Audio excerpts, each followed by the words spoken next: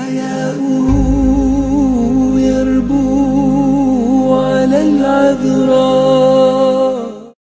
السلام عليكم ورحمة الله وبركاته. الحمد لله رب العالمين والصلاة والسلام على أشرف الأنبياء والمرسلين نبينا محمد وعلى آله وأصحابه أجمعين. أما بعد, আলহামদুলিল্লাহ, আপনারা আজকে আসরের পর থেকে শুরু করে এতক্ষণ পর্যন্ত দ্বীনি ইলম জেনেছেন এবং বসেছেন, ধৈর্য ধারণ করে বসেছেন। আল্লাহ শুকরিয়া আদায় করি, আলহামদুলিল্লাহ। এই মজলিসগুলো যেন আল্লাহ কবুল করে দোয়া করি, আমিন। আরও দোয়া করি যেন এগুলো আমাদের জন্য ফাতিহাতু খায়ের, কল্যাণের চাবিকাঠি হয়। এগুলো যেন কল্যাণের জন্য, আখিরাতের জন্য আমাদের পাথেয় হয়, এই দোয়া করি, আমিন। সম্মানের উপস্থিতি, যে বিষয়টি আমাকে আলোচনা করতে বলা হয়েছে, এই বিষয়টি কেন আলোচনা করবো এটা আগে শোনা দরকার। আরাফতু শাররা লা লিশাররি ওয়ালাকিন লিতাওয়াক্কি। কবি বলতেছে, আমি খারাপ জেনেছি খারাপ করার জন্য নয়, তবে খারাপ থেকে বাঁচার জন্য। হুযায়ফা ইবনে ইয়ামান রাদিয়াল্লাহু আনহু বলেন, লোকেরা রাসূলুল্লাহ সাল্লাল্লাহু আলাইহি ওয়াসাল্লামকে জিজ্ঞাসা করত, এরপরে কি ভালো আছে, এরপরে কি ভালো আছে। আর আমি জিজ্ঞাসা করতাম, এরপরে কি খারাপ আছে, এরপরে কি খারাপ আছে, যাতে করে মাখাফাতান তুদরিকানি, যেন ওই খারাপ কিছু আমাকে পেয়ে না বসে। মনে রাখবেন, আকীদা হক নিয়ে এসেছেন নবীরা, বিশুদ্ধ আকীদা নিয়ে এসেছেন নবীরা। অনেকে তো আকীদা বলতেই নারাজ। আকীদা বললাম না, ঈমান নিয়ে এসেছেন নবীরা, একই কথাই। আমি একটু পরে আলোচনা করলে বুঝবেন যে ঈমানের কথাই বলছি। বিশুদ্ধ ঈমান কারা নিয়ে এসেছেন? নবীরা নিয়ে এসেছেন। সমস্ত নবীরা ঈমানের উপরে একমত ছিলেন। ঈমানের কোনো ব্যাপারে নবীদের মধ্যে কোনো কি ছিল না, পার্থক্য ছিল না। ঈমানিয়াত পুরোটাই হচ্ছে সংবাদ। পুরোটাই কি সংবাদ। মুহাম্মদ রাসূলুল্লাহ সাল্লাল্লাহু আলাইহি সাল্লাম যে আকীদা পোষণ করেছেন, আদম আলাইহিস সালাতু ওয়াস সালাম একই আকীদা পোষণ করেছেন। ঈমানিয়াত হচ্ছে গায়বিয়াত। ঈমানিয়াত হচ্ছে গায়বিয়াত।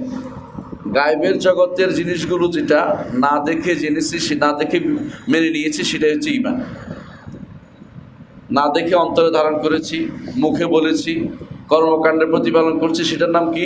ঈমান। যেটা দেখা হয়ে যায় এরপর ঈমান থাকে না। দেখা হয়ে গেলে এই জন্য আল্লাহ কবুলও করেন না। যেদিন পশ্চিম দিগন্তে সূর্য উঠবে এদিন আল্লাহ কবুল করবেন না কিছু, ঈমান আর কবুল করবেন না। কেন? দেখা হয়ে গেছে। যেদিন ফেরেশতা দেখবেন আপনার জান নিয়ে যাচ্ছে, সেদিন আর আপনার ঈমান কবুল করা হবে না। কেন? দেখে ফেলেছেন, ফেরেশতা দেখে ফেলেছেন, অর্থাৎ আখিরাত আপনার কাছে এখন দিবালোকের মতো স্পষ্ট হয়ে গেছে। এখন আর গায়েবের উপর ঈমান নাই, সুতরাং আপনার ঈমান আর কবুল করা হবে না। ঈমান যদি হতে হয়, আপনাকে গায়েবের উপর ঈমানের উপর আপনার থাকতে হবে, অর্থাৎ আপনাকে গায়েবী অবস্থায় ঈমান আনতে হবে। এই ঈমানের যে বিষয়টা পুরোটাই আল্লাহর সাথে সংশ্লিষ্ট। কার সাথে? আল্লাহর সাথে সংশ্লিষ্ট। আল্লাহর সত্তা, আল্লাহ তাআলার কর্ম, আল্লাহ তাআলার নাম, গুণ এবং অধিকার, এই পাঁচটি জিনিস হচ্ছে ঈমানিয়াতের বিষয়। এই পাঁচটি জিনিস হচ্ছে ঈমানিয়াতের বিষয়। আপনি ভালো করে দেখেন, আল্লাহ তাআলাকে আপনি একজন সত্তা মেনেছেন, দেখছেন? দেখেন না। আল্লাহ আপনাকে সৃষ্টি করেছেন, আপনি দেখছেন? দেখেন না। আল্লাহর নাম আপনি শুনেছেন, নিজে দেখার কিছু নেই। গুণ দেখেছেন, আসর উঠতে দেখেছেন? দেখেন না। এই জন্য এগুলি সবই হচ্ছে গায়েবী জায়গা। গায়েবী জায়গাতে কোনো মতভেদ হইতে পারে না, মতভেদ থাকতে পারে না।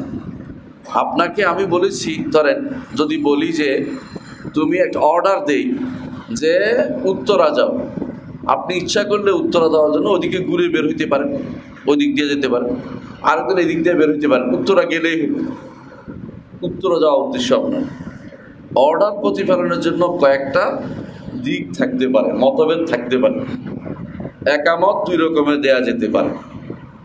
একামত দুই রকমের দেওয়া যায়, ডবল ডবল আবার সিঙ্গেল সিঙ্গেল, কিন্তু সংবাদ দুটা শুদ্ধ হয় না, সংবাদ একটাই শুদ্ধ হয়।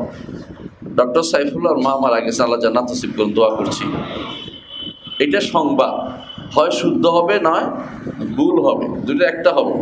শুদ্ধ হইতে পারে, ভুল হইতে পারে, শুদ্ধ কিন্তু মেনে নিলাম দুটোই শুদ্ধ, এটা হইতে পারে না। আকীদার প্রতিটা জিনিসই হচ্ছে সংবাদ। সংবাদ তিন রকম হতে পারে, এই জন্য আকীদার বিষয়ে মতভেদ পূর্ণ না। যদি কোনো বিষয় আপনার না জানা থাকে তখন কি করতে হবে? তাওয়াক্কুফ, মানে চুপ থাকতে হবে, জানি না বলতে হবে, জানি না জেনে নিব, অত বিষয়টা আমার কাছে ক্লিয়ার না, কারো কাছ থেকে জেনে নিতে হবে। আবু হানিফা রহমতুল্লাহ এটাই বলেছেন তার ফিকহুল আকবরের মধ্যে। অর্থাৎ আকীদার বিষয়ে বলতে পারবেন না ইমামরা তিন মত, আমি 4 নম্বর মত নিলাম, এটা চলবে না। বুঝে আসছে কথাটা? অজুর ফরজের মধ্যে কতগুলি মত আছে আপনি জানেন? হ্যাঁ, 3টা থেকে 4টা মত তো আছেই, কোনো সন্দেহ নেই। কেউ বলছে 4টা, কেউ বলছে 6টা, কেউ বলছে 7টা, কেউ বলছে 8টা, এমনকি 11টাও কৌল আছে। তো আপনি দেখছেন যে অজুর ফরজের ভিতরে অনেকগুলি কৌল। কেন? কারণ এগুলি অর্ডার, সংবাদ না, এগুলি প্রতিপালন করার জিনিস। আল্লাহর সন্তোষ লাভের জন্য আল্লাহ বিভিন্ন রকমের পদ্ধতি দিয়েছেন। বিতিরের সালাত কয় রকমের পড়েন? হ্যাঁ, বহু রকমের পড়েন, বহু রকমের পড়া যায়, কারণ আল্লাহ সন্তুষ্টি লাভের জন্য অনেকগুলো পদ্ধতি দিয়েছেন। কিন্তু আকীদার ব্যাপার হচ্ছে সংবাদ, বহু রকম হবে না, একটাই শুদ্ধ হবে, আর বাকিগুলি কি হবে? ভুল হবে। এখন শুদ্ধ অশুদ্ধ আপনি কিভাবে নির্মাণ করবেন? শুদ্ধ অশুদ্ধ নির্মাণ করার জন্য অবশ্যই আপনাকে ওই লোকদের অনুসরণ করতে হবে যারা শুদ্ধ করে জান্নাতে যাওয়ার সার্টিফিকেট পাইছে। শুদ্ধ করে জান্নাতে যাওয়ার সার্টিফিকেট যারা পেয়েছেন তারা হচ্ছেন নবিয়্যিন, সিদ্দিকিন, শুহাদা, সালেহিন। নবিয়্যিন, সিদ্দিকিন, শুহাদা, সালেহিন, এরা শুদ্ধ করে, যা শুদ্ধ আমল করে, শুদ্ধ বিশ্বাস করে, শুদ্ধর উপর থেকে জান্নাতের সার্টিফিকেট পেয়েছেন। এদের মধ্যে সাহাবায়ে কেরাম রিদওয়ানুল্লাহি আলাইহিম আজমাইন সর্বাগ্রে, এবং তাদের সুন্দর অনুসারী তাবেঈ, আতবাউত তাবেঈন, এরা। ভুল বললাম নাকি বলেন? না, তাহলে বুঝেন। এটা দলিল কোরআনে কারীমে আপনি দেখতে পান, রাসূলের হাদিসে দেখতে পান, সাহাবায়ে কেরামের জন্য সুসংবাদ দেওয়া হয়েছে। আর কাউকে কি জান্নাতি বলতে পারবেন? দুনিয়ার মানুষের মতো হবেন না, যারা দিন বিক্রি করে খায় ওদের মতো হবেন না। অবশ্যই মনে করবেন যে কারো জন্য জান্নাতের বা জাহান্নামের সুসংবাদ আমার আপনার দেওয়ার ক্ষমতা নাই। এটা কার? আল্লাহ এবং তার রাসূলের। আল্লাহ যদি জান্নাতি বলে কাউকে, রাসূল বলে জান্নাতি বলে জানিয়েছেন, এর বাইরে কাউকে জান্নাতি এবং জাহান্নামী কোনোটাই বলা যাবে না, কোনোটাই বলা যাবে না।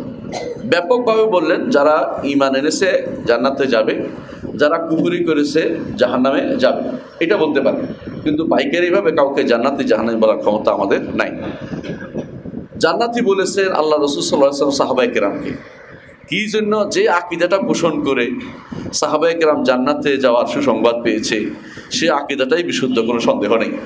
এটাই সালাফি আকীদা, এটাই আহলুল হাদিসদের আকীদা, এটাই আসহাবুল হাদিসদের আকীদা, এটাই হচ্ছে ফিরকাতুন নাজিয়ার আকীদা, এটাই তায়েফাল মনসুরার আকীদা। এর মধ্যে পার্থক্য নাই। এগুলি যতগুলি নাম বলেছে সব একই জিনিস, কোনো পার্থক্য নেই। কেউ যদি আহলুস সুন্নাহর মধ্যে এবং আহলুস সুন্নাহ ওয়াল জামাআর মধ্যে পার্থক্য করে, অথবা আহলুস সুন্নাহ ওয়াল জামাআহ এবং আহলুল হাদিসের মধ্যে পার্থক্য করে, তাহলে সেও ভুলের মধ্যে আছে। কোনো পার্থক্য না, একই জিনিস। এটা শব্দগত পরিবর্তন ছাড়া কোনো কিছুই না। ব্যক্তিগতভাবে কার কোন ব্যক্তিগত কোন দলকে এখানে ঢুকানোর কোনো সুযোগ নেই, কারণ এটা মানহাজের নাম। কিসের নাম? মানহাজের নাম। এটা কোনো দলের নাম নয়। দল দিয়ে পার পাওয়া যাবে না, মানহাজ দিয়ে পার হতে হবে। মানহাজের কারণে আপনাকে বিশুদ্ধ আকীদার অনুসারী বলা হবে, আর মানহাজ যদি কোনো ভুল হয় আপনি অশুদ্ধ আকীদার হয়ে যাবেন। রাসূলুল্লাহ সাল্লাল্লাহু আলাইহি ওয়াসাল্লাম যে আকীদা নিয়ে এসেছেন একদম পিওর, কোনো সন্দেহ নেই। এই আকীদা যখন তিনি প্রচার প্রসার করে গেছেন, সাহাবায়ে কেরাম সেটা গ্রহণ করে জান্নাতের সার্টিফিকেট পেয়ে গেছেন, কোনো সন্দেহ নেই। তিনি বলেছেন তুবা লিমান রাআনি, যে আমাকে দেখে তার জন্য সুসংবাদ। কিসের সুসংবাদ? জান্নাতের সুসংবাদ। সাহাবায়ে কেরামের জন্য জান্নাতের সুসংবাদ কোরআন এবং সুন্নাতে আমরা দেখতে পাই। তাহলে ওনারা একটা আকীদা পোষণ করে জান্নাতের জায়গায় চলে গেছে। সে আকীদার মধ্যে কোনো মতভেদ ছিল না। সে আকিদার মধ্যে কোনো মতভেদ ছিল না। বোঝা গেল কোনো আকিদায় মতভেদ করা যাবে না। সাহাবায়ে কেরামের মধ্যে আমলের ক্ষেত্রে অনেক মতভেদ হয়েছে। আমলি ক্ষেত্রে বুঝছেন, অবশ্যই আব্দুল্লাহ ইবনে মাসউদ রাদিয়াল্লাহু আনহু এমন কিছু কাজ করতেন যা ইবনে ওমর রাদিয়াল্লাহু করতেন না।